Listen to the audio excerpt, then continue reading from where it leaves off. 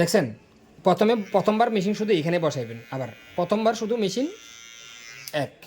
টেপার ফেডের ক্ষেত্রে আমরা কিন্তু সাধারণভাবে এমন নিচের দিকে ডাইরেক্ট নিয়ে যাই, এমন করে চিকন করে এমন করা যাবে না, এখানে কিন্তু চড়া লাগবো, এখানে বড় লাগবে আর কি, দেখতেন। তারপর আশ্রাইবেন, আশ্রাইয়ে কান ধরবেন, বাচ্চাদের তো একটু তিরিং বিরিং করলে আরেকজন দিয়ে ধরাইতে হইব, দেখা যায়।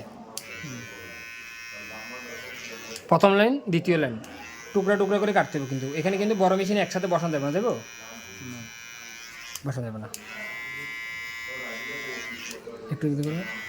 আবার আমি এখানে কিন্তু অতিরিক্ত বেশি কানের উপর অতিরিক্ত বেশি তোলা যাবে না, কিন্তু এই জিনিসটা মনে রাখতে হবে। একটা ফোমের টুকরা লাল, এবার এই পাশ